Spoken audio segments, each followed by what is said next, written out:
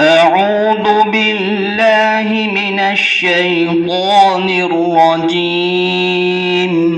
بسم الله الرحمن الرحيم. وإذ قال إبراهيم رب اجعل هذا البلد آمنا واجنبني وبني أن نعبد الأصنام. رب إنهن أضللن كثيرا من الناس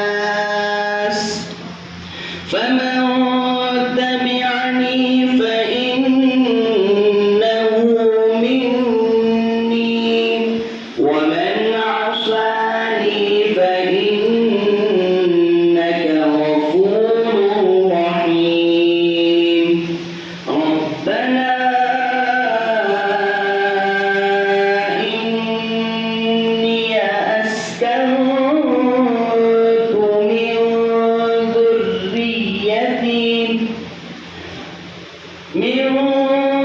ذريتي بواد غير ذي زرع عند بيتك المحرم ربنا ليقيموا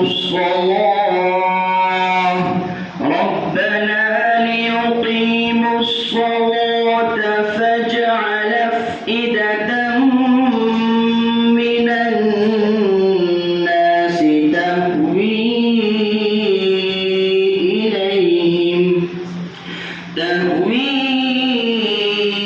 إليهم وارزقهم من الثمرات لعلهم يشكرون. ربنا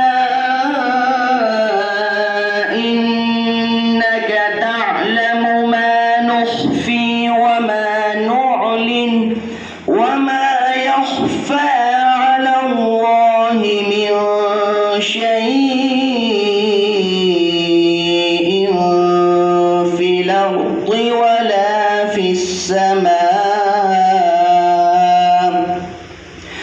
الحمد لله الذي وهب لي على الكبر إسماعيل وإسحاق إن ربي لسميع الدعاء. رب اجعلني